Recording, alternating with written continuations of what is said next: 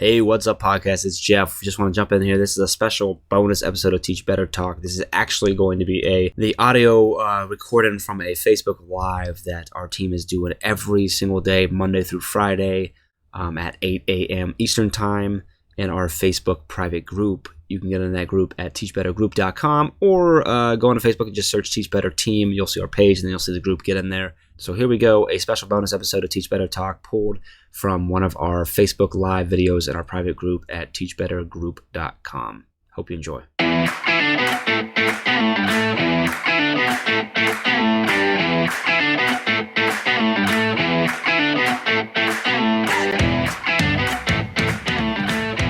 It's Thursday. We are live. And this is part of our daily drop-ins Monday, Tuesday, Wednesday, Thursday, and Friday at 8 a.m. Eastern Time, which is earlier for Mandy. So get in here. I've got my good friend, Mandy Flay with me. And Mandy got up a little early. She had to get an extra cup of coffee for us, right? You're not that. Yeah. It's not that early. We're joking about it, but it's really not that early. And here we are live. So I've got my phone out so I can see if we get anybody in here and some comments in here. It takes a little bit sometimes. So I see Megan already jumped in and Adam. Good morning, Megan. Good morning, Adam. Good morning. Jumping in. If you are watching for the first time, you are live with us right now. But if you are listening on the Teach Better Talk podcast or watching on YouTube and you want to get in live, you got to get into the Facebook group, go to teachbettergroup.com or search and Teach Better Team on Facebook to get in here so you can ask questions or make fun of Jeff or whatever. Good morning, Joe. So Mandy, super excited to have you on. How are you doing this morning? I'm okay. I'm doing good. Like, I'm getting to that spot where I'm a little bit tired of being, at home and trying to do all the things that I always say, practice gratitude, be positive, yep. and I like how you say them that way. I know. Well, sometimes I talk so. Like, how you like have conversations with yourself in your head and I'll be like, you need to be positive. And my pandemic brain will be like, screw that. Like I don't want to be positive right now. Shut up, positive brain. I know, like nobody likes you right now. So otherwise I'm doing well. So awesome. How about you? I'm doing fantastic. I'm talking to you. This is great. We also got Brianne. Good morning, Brianne. Good morning, Holly.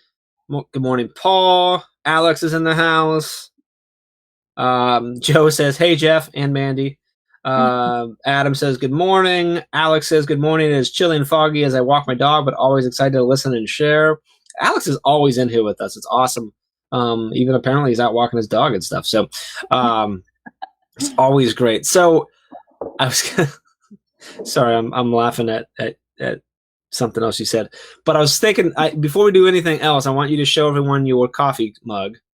Okay. Because I know there's a lot of people in the group that will really appreciate that. So you guys Hogwarts. Can see her Hogwarts. Yeah, it's one of my favorite mugs for sure. It's good stuff. I'm a huge Harry Potter fan, so gotcha. Where the owl's located can be kind of painful when you're trying. I was gonna say, like, it can be a little weird, huh? But it's worth it. Just hold down a little bit. So I'm taking us back in time to when it was just thegoodmethod.com here with this mug, one of the first ones I ever did. So Adam, good morning. Adam says his principal asked him to attend a principal meeting in her place this morning, so I'll be heading out soon. That's pretty cool, Adam. So don't screw that up, all right, buddy? Dave's watching. Yay. Dave Schmitto says, yay, two of my favorite people. Dave decided he wanted to start a war on Twitter yesterday by tweeting out about if you could end the pandemic by giving up one of the states. he says if you could give up, I can't remember exactly, if you could end the pandemic by giving up one of the United States, which one would it be and why Ohio? So because Dave's up in Michigan, so we goof. Well, some other folks like Lavana Roth and Neil Gupta came to Ohio's defense pretty quickly. I can imagine Lavana. Yeah, Lavana was all over it. So Megan says, OMG, I need that mug. Brianne says, love the mug and Mandy. Hashtag Match Family. Stacy, good morning to Stacy Benton. Teresa says, good morning. Adam says, OH. Joe says, yes, Jeff, new TBT coffee mugs. I do have Teach Better mugs. I just happened to grab the Grid Method one today, which we also have. Joe, I don't know if you've gotten on, but if you go to teachbetterswag.com, you can get the new mugs too. We have those up too. There's a few of them on there. We're working on more. Alex yells Ravenclaw. So yeah, I'm a Gryffindor, and everybody's like, "You're not a true fan if you always just choose Gryffindor." And I'm like, "No, but I'm truly a Gryffindor. Like, I have taken every test out there on the internet that tells you which one you are, and I'm always Gryffindor. The Sorting Hat would put me in Gryffindor. I'm telling you." I can confidently say that I've never taken a Harry Potter test in my life. I'm sure my wife has. My wife's a big Harry Potter fan. I've never read the books or whatever. Oh my God, how are we even friends? How's that? I know a lot of people respond to me that way, and it's typically just because. Just all the time. Well, yeah, I think what it really comes down to is if you were really honest with yourself and you compared Harry Potter and myself, that I come out cooler. So like that's why it's okay. I tip the scales. We're gonna move on. I don't agree with your face on that one. Anyway, so let's talk. So Mandy, if you could real quick, for anyone who doesn't know you and isn't connected with you already, can you just kind of give us the rundown on who is Mandy? Yeah, sure. So I am a former elementary teacher and tech integrator and director of innovation and technology. And I recently retired from that, and now I consult full time. And interestingly enough, one of the things that I was consulting on prior to the pandemic was moving districts to like virtual learning, like starting virtual learning programs or starting virtual learning charter schools. So that transition has been super interesting. Working with some of the schools that I was working to prior in their programs or their charters and moving them entirely online. So that's been interesting. Moving a little faster than planned, huh? A little, yeah. And the funny thing is I was so glad that like if you don't know me, one of my focuses is mental health, and it's typically educator mental health is my big push, just because a lot of people push for addressing student mental health, and that's awesome. That's their arena. I kind of do the educator mental health because not as many people bring that to the forefront. So I have. It was one of the things that I heavily addressed with the districts when I was moving them to virtual learning. And I had an administrator say to me, when I said to him, you need to be very aware that you are going to have students who are home alone all day. And that feeling of like isolation and loneliness is going to be a problem.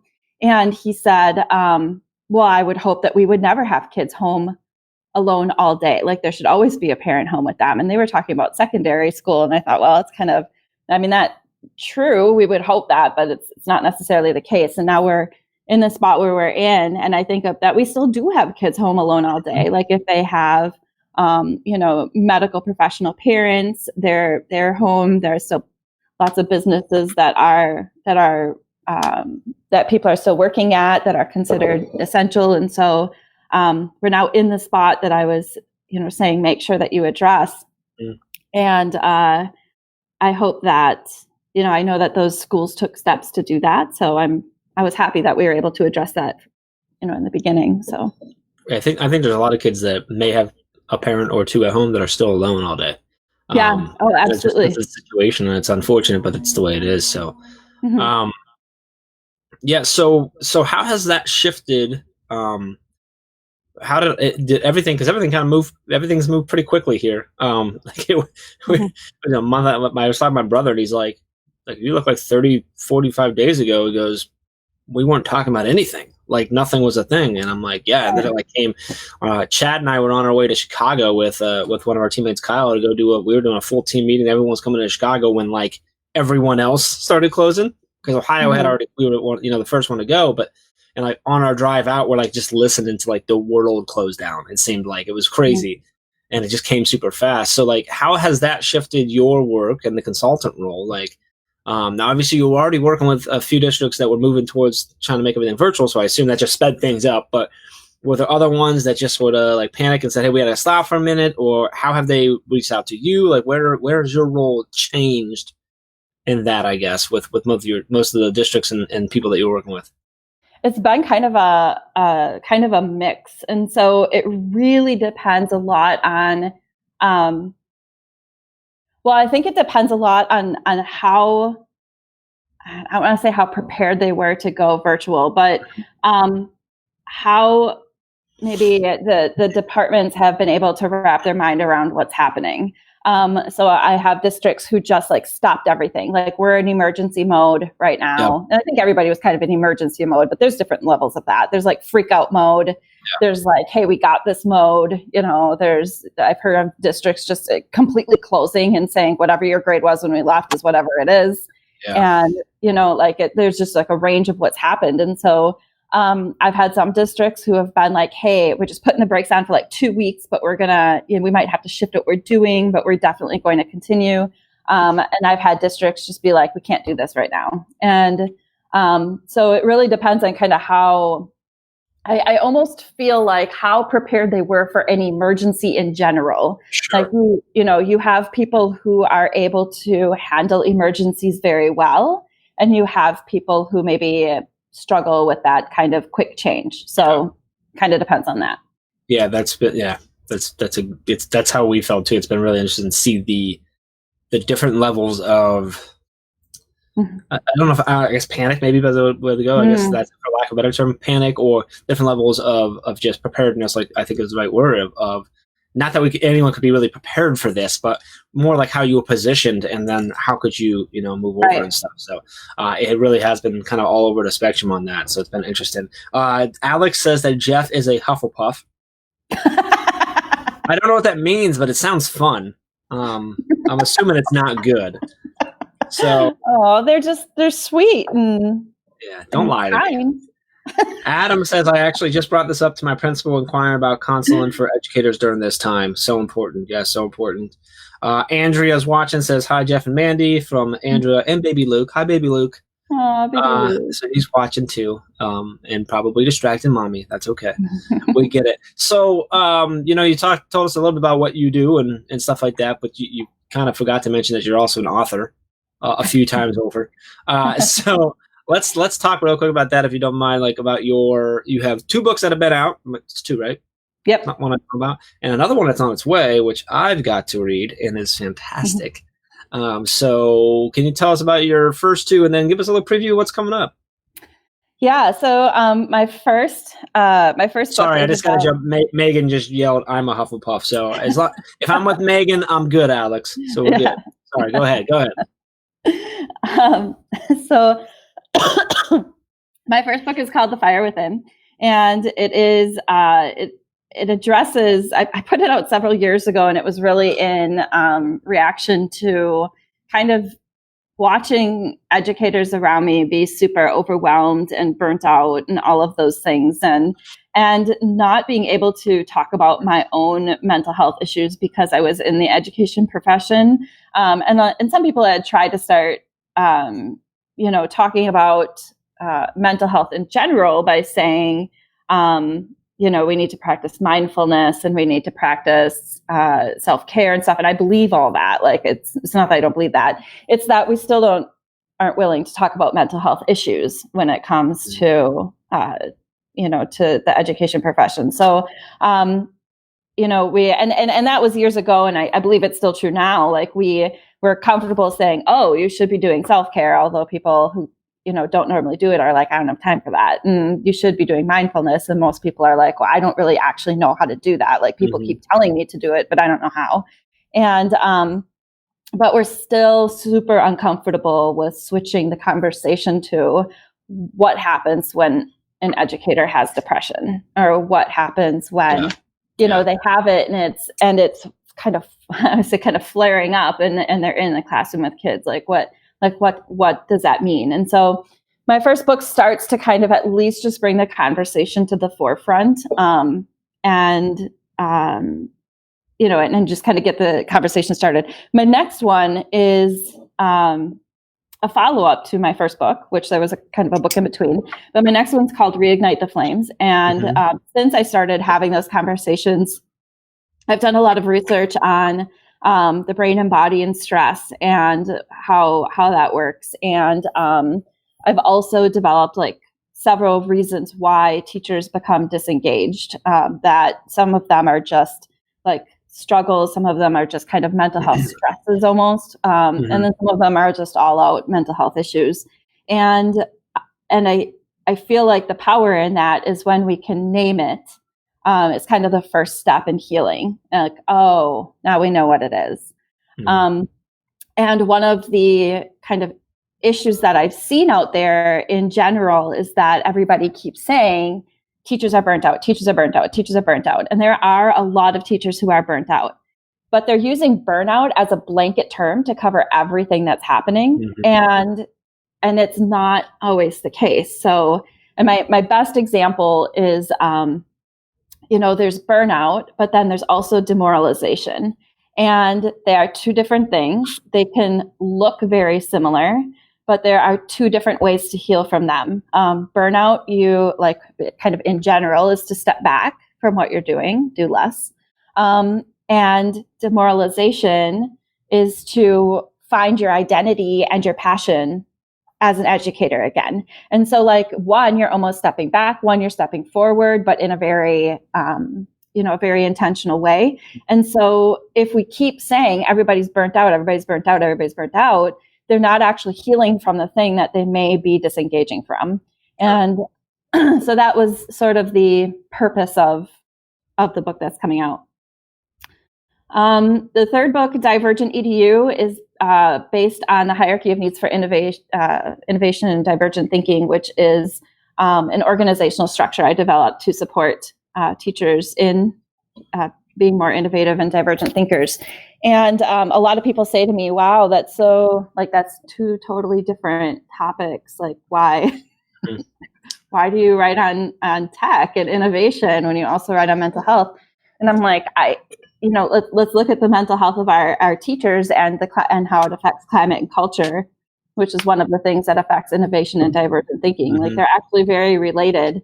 And like a disengaged teacher is not going to, they're just not going to have the energy to be innovative. So you can't utilize that thinking if you're dealing with not knowing where you're going or feeling burnt out or anything like that. It absolutely connects. So Meg says she's a Hufflepuff. I already said that. Dave says you two are an amazing distraction this morning. Thank you for being you. Alex wanted to clarify that his wife is a Hufflepuff. It is a good thing, and we'll talk more later. Stacy says, thank you for addressing these issues in your books, Mandy. So important to be brought to the forefront. Brandy is watching with us now, too. What else is Dave saying? So powerful. How do you remind educators right now who are feeling burnout that this too shall pass and they can thrive? So that's a good one, Mandy. Like, what are the conversations you're having now around that? Because I think it's a whole other layer, like another thing, and maybe it's burnout, maybe it's not, but it probably looks a lot like it. Are you having those conversations with educators now in this pandemic time? And then how do we remind them that this will pass, we can get back from this, and sort of what are those looking like for you, those conversations? Yeah. So I actually just put a blog post out on this for EduMatch Publishing. So if you go to their blog, you'll find it, and it's got tips on how to address each level. But I'll be putting it out on my blog, the same one, next week. But actually, you can find, unfortunately, because of the pandemic, all of the reasons why you might disengage can be found within what's going on. And so, the reasons are professional adversity, personal adversity, burnout, demoralization, secondary traumatic stress, and teacher trauma. And so, from the standpoint of personal adversity, when I was writing the blog post and I was really thinking about it, I even started kind of going down the path of, like, we might have teachers who are in abusive situations at home. We've talked a lot about kids and how the issue of abuse is growing right now because of just everybody being in one spot, and people have short fuses, and everything is hard right now. But even from that standpoint, alcohol consumption, I'm sure, is up. I was in Walmart the one day and I was in the alcohol section because my husband wanted something, and a lady turned around to me and she said, "Why this stuff isn't on sale during a pandemic, I have no idea." Oh, uh-oh. I think I just lost Mandy. But I loved where her story was going, so I'm going to get her back here very shortly, guys. She jumped out real quick. So while she's coming back to us, and you guys let me know, like, I can't see Mandy now, so in case she's still there and somehow it's just me. But good morning, Carly. Adam's got to go. Adam, I'll see you soon. Megan, I love it. It's so true. All you hear is teacher burnout. There are so many layers and so many pieces, and it isn't all burnout. Such an important issue to talk about. Thank you, Megan. It's absolutely true. The blog is edumatch.com. Is it Edumatch? I'm going to figure that out real quick. Edumatch Publishing. So it's edumatchpublishing.com is the addition there. Yep, I'm going to try and get Mandy back. I know that she's not there right now. I'm guessing it's just that good old Wisconsin internet right now. So we'll get her back really, really quick. Here she comes. Ooh. Yep, there she is. We got you back? Yeah, I don't know what happened. The internet's been so ridiculous. Yeah, it's all right. We got everyone. I wanted to make sure you were gone, and somehow it wasn't like that. I just couldn't see you, but everyone else. So we're back. We're back. Megan just commented that she loved it. It's so true. All you hear is teacher burnout. There are so many layers and so many pieces, and it isn't all burnout. Such an important issue. So she's agreeing with what you were going there. Joe was asking for the spot. I'm getting a whole bunch of hearts now that you're back. Alex says, huzzah. So she's back. Guys, if you're watching, Ray just shared the link there, edumatchpublishing.com. That's where you can find. Mandy does they have a lot of great writers over there, so that's a great place. Brienne says, yeah, she's back. Okay, so you're in the liquor store because your husband needed something. And the woman turns to you and says, I can't believe that this stuff isn't on sale during pandemic. Yeah, and she's like, do they understand how badly we need this right now? Like I didn't know this woman at all, but she needed the alcohol very badly. And but it really does, like when you think about personal adversity, just some of the things going on at home, either from that standpoint or from having family members that pass away or are sick with the virus or something like that, and then kind of all of those pieces can be hit even right down to teacher trauma. And I had just spoken on another podcast about this, that we're going to be going back to school at some point. Nobody really knows when yet. We're going to be going back, and there's a chance that when we go back, some of our staff members are missing, or some of our students are missing, or some of our students have family members that are missing.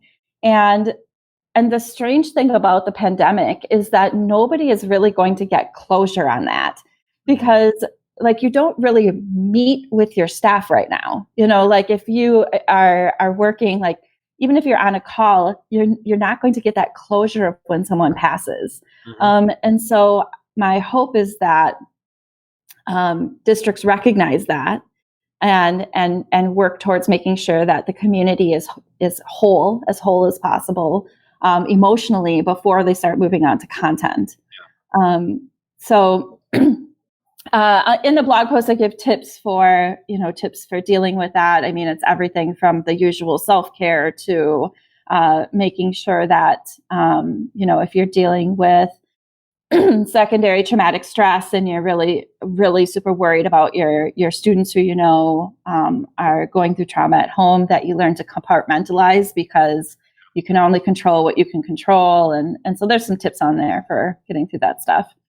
Yeah, it's you mentioned the just not having a closure stuff. I actually had a great aunt pass away just 2 weeks ago now, and it was sort of a blessing in a sense. She was not doing well, and she hadn't been doing well for a long time and stuff, and she lived a long life and all those things, but it was kind of weird because it's almost like it hasn't necessarily happened, even though it happened, because we didn't get to go do anything. And fortunately my grandparents, my grandfather's sister, they were able to do a very small ceremony, but he couldn't go because he's just at too much risk. They didn't want to risk, my parents went, but we just stayed in the car and listened from the car. It's just such a weird, and I've talked to a few people that had similar things that you don't have that closure. You can't console your loved ones. You can't hug, right? You just got to rely on calling and talking through it and stuff. And it's just a really weird time. And then there's, you got a lot of people that are, like you said, coming back in the fall who have experienced that and didn't get to have any of that, right? And they haven't had that, that support the same way. And so there's going to be this, we've been talking a lot about the gaps that are going to be formed in the content, but there's also going to be a lot of emotional gaps that are being formed right now that we're going to have to address whenever we get back. Whether we get back fully in the classroom, whether we get back fully virtual, whether we get back, blended, whatever it looks like, we need to look at those things. So super important there. So, So, let's talk about the alcohol thing. Is funny to me because I it's been fun watching. I'm realizing wow, there's a lot of people who don't like their spouse or their kids. This is interesting. Like, for me, I've always worked at home, so this isn't. There's a lot of pieces of this that isn't a big change. It's kind of weird that I can't leave, which is not good. Mm-hmm. But also, I have my kids home all day. My wife's still considered essential, so she's working most days, and then my kids are home. So I've got a few more interruptions than I normally do, and stuff like that. And I've felt stressed at times with it, but then I also realized I'm like, but I'm getting to spend more time with my kids than I ever normally do, which is great. Mm-hmm. I don't hate them. I don't get mad at them. That's great. And so I guess mine's different because my wife still works, so that she can still like me. So that's good. But she hasn't went to the liquor store yet. So that's plus. So I'm glad that's the case. So what? How are you? I want to ask you, like, how are you doing at home? How is it? Like, how are you guys in your household dealing with everything? Is it business as usual, or the things that you're struggling with, or that you've had to adjust very differently, or what's that look like for you? Is everyone home? Well, most everybody is home except for my oldest son, who's in college and has his own place. And so my second oldest son he was a freshman in college this year, and so he actually came home because they kicked them out of the dorms almost right away. And so it's been a little different from the standpoint of, and they're older and they can do their own thing and they can go into a room, which I can't even imagine having little kids right now. I cannot imagine it. And trying to get my work done, because even just the feeling of having them home feels like I should be on vacation, And so Angela Myers had posted something on Facebook yesterday that I thought was so funny. She said, it's like I have these waves of motivation. Like the first day I'm super motivated. The second day I'm like half motivated. The third day I've got no motivation at all. And I feel like I'm living a lot in that third day. Like, I'm trying so hard. And there are a whole bunch of people watching right now and listening who just went, oh, God, thank God, it's not just me. Yeah, I had a friend of mine who said to me the other day, she's like, you're always killing it. And I'm like, what? Have you even looked at me lately? Like half the time I don't shower. Like, I don't even know what you're talking about. So I don't, I think that's pretty normal to be lacking that motivation. And there was an article that I read the other day that was basically discussing like how actually exhausting being isolated is, like the self-isolation is, and the quarantine. And so, I think I had recently wrote a blog post too about giving yourself grace and forgiving yourself for all the things that you can't do right now. Because they're just really, in the grand scheme of things, like we can only do the best that we can, and trying to force something else out just isn't going to end well. So, it's been interesting at home, but it's been good too. I mean, there are things, I had put a Facebook post or a Twitter post out a couple weeks back that was like, what's something that, you're going to continue, like something that needs to continue after the quarantine, because the whole idea of just stopping and looking at people and remembering who they are and not, having a discussion that doesn't involve go do this, has been a pretty powerful part of being kind of trapped. Yeah. With people. It's interesting. So, with my wife working, and with me being in the field of education, that first 2 to 3 weeks of my kids, I was just like so high strung, stressed out, trying to make sure that they were, I was attacking everything properly for their school and the schedules and all this stuff. And I was just burning myself to death. And one day she was leaving. She's like, okay, so now it's okay if school isn't perfect today. Like it's okay, like, and you've got to work. So like and I've been also, it's a lot of like a lot more screen time than normal, and we're pretty relaxed with that normally. But like, and I just feel like it's weird. Like you talk about like them being home, you feel like you're on vacation. It's for me, it's like yeah, like they're home, so I feel like I shouldn't be working, even though I should. Yep. So then I feel bad because I'm like, well, go do that, and I'll check on you in a little bit because I've got to get work done. And then I'm like, am I being a bad parent? And it's just this over and over again. It's crazy. Dave says the struggle was real. 4 kiddos on my hip. Love them, but Joe says yes. My 2 boys are thankful. Thankful every day when mommy comes home. And Brienne said it's fun with little ones. They are only wrestling like 20 times a day. The 4-year-old enjoys yelling during conference calls. Yes.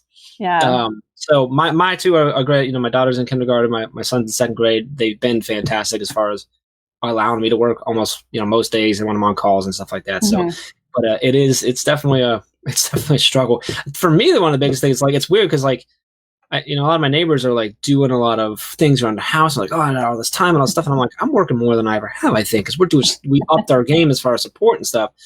And for me, I'm like, and they're like, it's not big of a change for you. You've always been virtual working home. I said, yeah, but the difference is like I've always had the freedom to go if I needed to, and now I can't. Right. And also, because I've worked at home, worked from the sub for so long, that I've gotten pretty good at knowing when I need to go somewhere. So when I wake up, I'm like, all right, today's a day where I'm not going to focus at home. I need to go work at a coffee shop or something. And I can't do that. So now when I wake up and I feel, I'm like, too bad. Like, and so mentally, it's me. It's sort of this not having to control that I think is so mentally exhausting for everyone. It's like, it's not just that I don't get to stay home. It's I have to stay home, right? Right. Even people who are like who maybe were in a good position, like they have a lot of savings, or maybe they're able to work, but they're not working nearly as much, but they're still getting a salary. They've been fortunate. They're still like, but like I don't get a say in this. Like I have to stay home. I don't get to go. Like I'm someone like I really enjoy like going to the grocery store because I get to get out, walk, and see people because I'm usually trapped here in my dungeon working. But like right now, like it just makes more sense for Amy to stop because she's already out, and so like I didn't drive, I didn't get in my car for like 2.5 weeks, and like stuff like that. So it's been an interesting change. So. Well, I was furious at my husband the other day because I woke up and I was so excited to go to Walmart. We had to grocery shop, and like I'm like, oh my God, I get to grocery shop, and I hate grocery shopping more than anything. But I'm like, oh my God, I get to go to Walmart. I'm so excited I get to go to Walmart. And I had to do a conference call, and when I got off the call, I'm like, all right, what does everybody need from Walmart? Tell me everything you need because I'm going to spend as much time there as possible to get out of the house. And they're like, Mom, Dad's already at Walmart. And I'm like, what? No, he's not. You have to be kidding me. That's great. Make a Target list. Let's go. What do we need? We need furniture. Yeah, we need furniture. Let's go. Yeah. Same thing. Carly says, thank you guys for keeping it real. It's hard. I'm glad to know I'm not the only one. She says guilt trips are hard. Joe says, yes, Jeff, I'm going through the same thing. It's gotten better. Went fishing with my boys yesterday and didn't worry about school. That's great. Glad to hear that, Joe. Andrea said, it's so hard, but so great at the same time. I love being home with my 7-month-old because he's starting to crawl and pull himself up, so I'm not missing any of those first. But he makes simple work tasks a lot harder. Yeah. That part's great. Yeah. Just saw a video of I think it was yesterday, she posted, she's like, calm down, kid. You're only 7 months old. He's pulling himself up. Yeah, it's tough. And you got people who, I know some people who were fortunate enough to be able to transition to virtual, so they still have their job, but it's so different, and some of them still have to work a lot. They have to be clocked in for 8 hours. Some have more leeway, so it's so different. So like we're all going through the same thing, but also all going through very different things. So it's a lot of this grace of giving yourself grace, giving each other grace, but trying to like find these little things that we can connect on and be like, yeah, like you're not alone. Like I'm struggling with that too. With different situations or whatever, but we're all dealing with this, together. It's really, really tough. And I think everything just takes a lot longer as well. Like, I know that I have teenagers at home, but my one daughter talks all the time. Like she talks nonstop. Oh my gosh. And so, and so I'll be working and she'll just come in and like rattle something randomly off. I mean, it could be anything from something her friend said to, the fact that like she was on like the leadership committee for National Honor Society and like all these other kinds of things. So she was the one responsible for prom and post prom and like all that stuff's canceled now, and they're trying to figure it out. And so she'll come in and she'll start rattling stuff off for me, and then to me about that, or it might be something about a TV show she's watching, and I'll be on a call, or I'll be like in the middle of trying to write or something like that. And even when you have to take that attention away for a second and then get back in, that takes some time. So I think everything just takes a lot longer to get accomplished on top of it. Yeah. Brian, good morning. Brian Gerst joining us, just coming. He said, I got to go out to help put together signs for our seniors' yards yesterday, which is awesome that I'm seeing more and more schools do stuff like that. I forgot how much I missed my old path to school in neighborhoods, the old familiar sites. It's crazy. Like, like how much you miss just driving from your car to Walmart, right? Yeah. Oh man, I really miss being able to get in my car and listen to whatever, or do, drive through. Like, like there's neighborhood stuff. I hope there's a lot of appreciation that comes out of all this. Yeah. I'm appreciating the people that you didn't get to see, and stuff like that. It's been one thing I have noticed, and this is, which I hope it carries on, is a lot of people who like are upset and doing Zoom calls with people that they never saw anyway. I miss my family so much. I'm like, oh, when's the last time you hung out with them before the pandemic? A year and a half ago, like with cousins. I'm like, oh, that's great. I'm like, it's awesome that you're now connected. But people who are like, but it's this thing of like, I can't connect with anyone. I can't have that interaction. So now I'm going to try and interact. So I'm hoping that there's some of these relationships that are being reignited, dare I say, right? And more reappreciated, right? And re-energized to remind us that like people are really important in our lives. So we're reaching out. So sorry, I'm laughing at my comment there. So I wanted to ask, so as we get closer, where do you think, Joshua Stamper asked me this the other day. It's been really cool. I've been doing the mailbag episodes on his Aspire the Leadership podcast. And one of the things he asked me the other day was what I think is going to, like, what the impact's going to be when we get back into things. When we get back to normal, what's going to change? How is this going to affect and change education for the good or bad? And so I'm going to throw that at you. Like, how do you think this is going to do? What do things look like? Let's assume that the positive side, that we get this thing under control and we're able to get back, and they say, hey, you're able to go back to school, whether we're doing social distancing, which is most likely what's going to happen, stuff too. What do you think is the biggest changes that are going to occur when we get back to things, when we try to get back to whatever the new normal is? Yeah. So I have been asked this a lot, actually. I just had this conversation with the On Ed guys, and because I think that people are starting, once they started talking like with politics and stuff about getting back and opening back up and all that kind of stuff, whether you agree with it or not, it's still that kind of like light at the end of the tunnel, right? Sure. Like you can start to see it. And so I think we're starting to switch from like, okay, we know the kind of disaster we're in right now. Like, what is it going to look like when we go back? Mm-hmm. And I think in terms of like, I guess I kind of relate it back to like resiliency. Like, the faster that you accept that things are not going to be the same, the quicker you're going to be able to adapt to what the new normal is. Mm-hmm. And and a lot of I've heard people say, well, resilience is bouncing back to the person that you were before, but that's not what resilience is. Resilience is actually being happy with the person that you become after you go through an adversity, right? And so it's going to be that almost that kind of same idea. Like, we are never going to be the same. There's mm-hmm. going to be things that are different. There's going to be things that change from this. There are going to be people that recognize the value of online learning are going to be like, oh my gosh, I could totally do a blended model with this. Like, and that would make sense. And then there's going to be other people that are like, I'm so tired of the way things have changed that I'm leaving education. I think that there's going to be a lot of changes, but, and I'm not sure I know how things are going to look. I'm hoping that, I feel like there's going to be I'm hoping that there's some changes that a lot of us have been talking about for a really long time. People are saying, oh, this new way of online learning. Nope. Like, it's been going on for years and years and years. Like, people have been doing online learning for years and years and years. And on the flip side of that, I'm hoping that people don't look at the way that everybody's doing online learning right now and saying, oh, that's the right way to do it. Because right mm-hmm. now we're just kind of in that, I think, who is it that was it like Philip Pulley or something coined the term educational triage. Like we're doing the best we can with the resources we have right now. So there's kind of those two sides of the coin. I think there's people who are going to go back and say, wow, it really is the SEL stuff and the relationship piece and I just want to hug my students today and make sure that they're okay. That is the most important thing.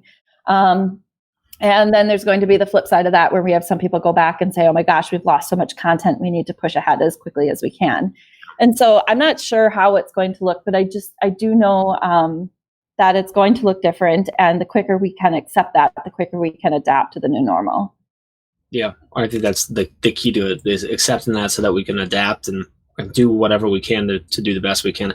I think I'm with you. I'm really hoping that some of the things that are having spotlight shined on now are being forced, to the forefront, and these conversations continue. Things like, around how can we actually utilize, online learning or blended learning, these tools that we maybe fought before that now we're surviving with. Mm-hmm. How we utilize those to be more efficient, more effective in the classroom, whether we go full back, back to full physical classrooms or blended or whatever it is. And then, conversations around, like you said, like the SEL and the connections and, things around equity and talking about that, like these things are all being highlighted right now. I really hope, my hope is that one of the positives that we can pull out of this whole thing is that those conversations continue and actually continue and really continue to be highlighted so we can start solving those when we're not in, like you said, like a triage mode, right? Right. Right now we can only attack the equity issues that are being brought because of this. Mm-hmm. Once we get back to normal, hopefully we're still focused on, okay, well, if we attack the equity issues that have always been there, then the equity issues we have to attack when we get into triage isn't as bad, and we can address it faster. Just like if we are utilizing the technology that's available and using it to best suit our styles and focusing on our kids' emotions and all these different things, and we do that normally, then when a pandemic hits, we're in a better spot to do that. Right. Like at the very beginning, right? Then we're one of those schools or one of those teachers that was better prepared for the thing that none of us could be prepared for. I think that's a big piece. I'm interested to see how much of what we are being forced to use right now continues to be used in the classroom, obviously in a different way, but we're seeing some of these things. So interesting to see how that goes. And hopefully those conversations stay at the forefront as we get back to normal stuff. So, and I've been really glad to see the equity discussion start to expand a little bit, because this is one of the conversations that I kind of had with when I was working with the virtual programs and the virtual charter schools, is that like there's more of a gap in area, like, so all the tech departments, right? Like usually I'm working with like tech departments or tech integrators or something like that. And they'll be like, well, yeah, the equity of what devices students have, or the equity to, of the discrepancy between who has Wi-Fi and who doesn't.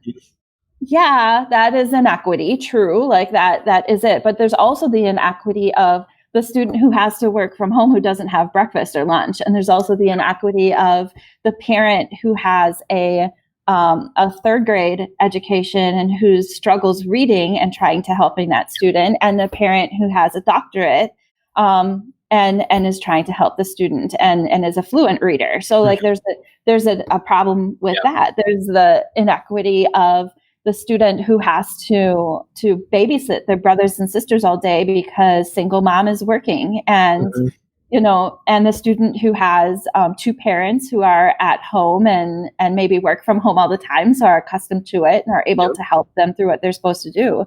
There's even an inequity in when you assign project-based learning tasks and what access they have to crayons and paper and that kind of stuff, And so, like, yes, there is inequity in the technology, but the inequity goes so much deeper beyond that. Yeah.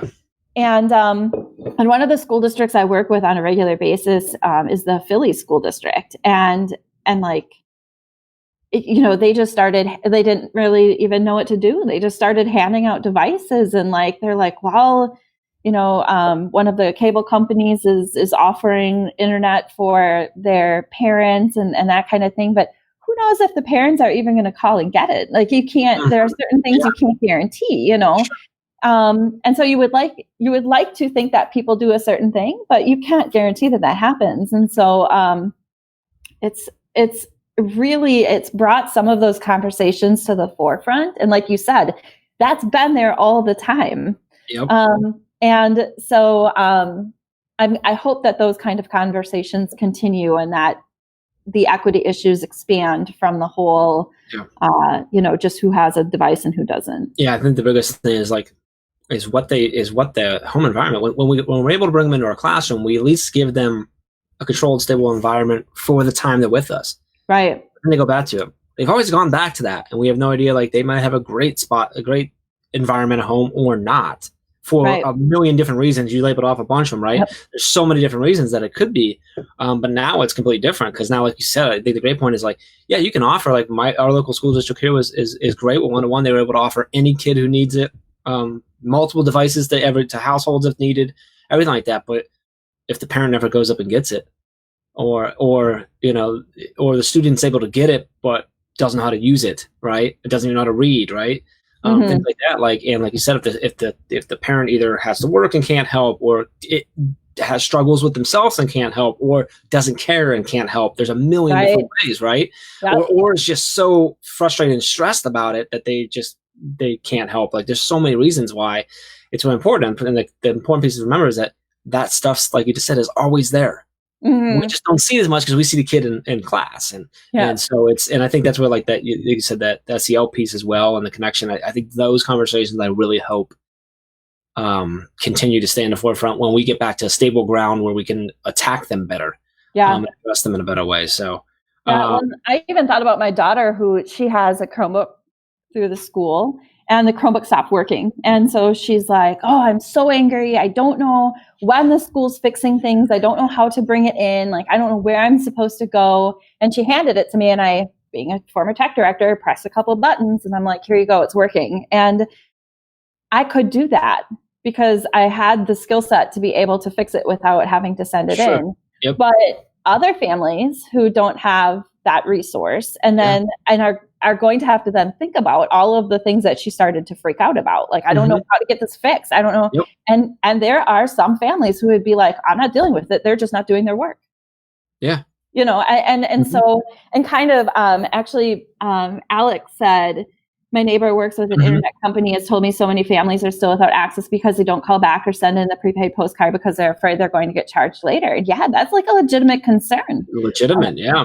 And so, and it's that whole lack of trust in the community and what they're willing to provide. So, that's a really good point. Yeah. So I think that's a big piece. And then we talk about the SEL piece and the gaps. Like, it's not just our students and our teachers, it's our community. There's a lot of things we got to focus on and do with our community. And like you just mentioned, it's a great, connection to the fact that the importance of having that communication and that family mentality with your community at all times, especially the people that might have had a negative experience with you or might have hardships at home and stuff like that, just making sure that they know that you're there for it. Yeah. It's, interesting. I was having a conversation, 2 doors down, my neighbor is an art teacher. And just before they closed down, he was getting ready to move into, like claymation, like clay art.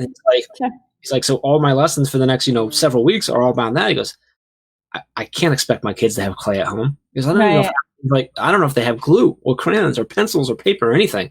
So we actually work together. He's doing a lot of, he's doing like all the rest of his lessons are just all around creativity and thinking through art. And he's allowing them to do projects and have fun with just anything they can find. So literally like nothing, there is no requirement. You can use a rock. You can use blades of grass, stuff like that. So, but it's not just me. It's like, I don't even know if they have tape. I don't know if, you can't assume any of that because you have no idea. And so hopefully those conversations will continue. I think those are really important. So yeah. Yes. Anyway. Okay. I've kept you long enough. We're going to let you go. I really appreciate you coming on. Appreciate everyone commenting. Thank you so much. Hold on, Dave's commenting real quick. I'm educated, and I might be a little fast and loose with the word educated there, Dave. Sorry. I'm educated and an educator, but I'm struggling too, just trying to balance my work with theirs. If I feel like things are not 100% clear for my kids, teachers, I'm so tempted to just throw my hands up. I can't imagine how others are managing. Yeah, that's a good point. It is. It's tough. So we need to keep those conversations going. We need to remember that when we get back to things with the other parents that we're working with. So, but I appreciate all the comments, everyone chiming in. Really, really appreciate it. I appreciate you, Mandy, in all the time, but today a little bit extra, I guess. Well, I appreciate you too. Andrea said, "This is great. You guys are awesome. Thank you." For those of you listening on podcast or watching on YouTube, if you want to get in the comments and be here live with us, you got to get into the private Facebook group. You can search Teach Better Team on Facebook. It'll come up, or go to teachbettergroup.com. These are happening every Monday, Tuesday, Wednesday, Thursday, and Friday, 8 a.m. Eastern time. So make sure you get in here and get in the conversation. You can connect with other educators in here as well. The group's just an awesome place regardless. Make sure you check out Mandy, and I'm going to throw your stuff up real quick. I think I have it here. So if you don't already follow Mandy, there's her Twitter handle, and you can go to mandyfrelick.com. You can also go to edumatchpublishing.com and find Mandy there as well as a whole bunch of other awesome people. So that's how you can connect. Definitely think you should connect with her. It's one of the best things I've ever done. Oh, I know. It's true, though. I laugh after it, but it's true. I appreciate you. Thanks for coming on. You guys, thank you so much. If you need anything, make sure you're letting us know and keep talking to us, letting us know what you need, and we will continue to do everything we can to provide you with that, with blogs over at teachbetter.com. We got a bunch of downloads on that, new courses going up on teachbetteracademy.com. And we're working on some other things to be rolling out soon with more training, more content and stuff. So keep telling us, keep talking to us. Good morning, Kristen. I see you sneaking in there. So appreciate all of you, Manny. I appreciate you. Everyone have an amazing day, and we'll see you tomorrow morning. Ray is live here tomorrow morning, dropping in with Tyler Overstreet from Newsella. Tyler is just an awesome guy. You don't want to miss that. It's going to be a good time. So make sure you check back tomorrow morning at 8 a.m. Eastern time. So we'll see you then. Appreciate all you. Bye, everyone.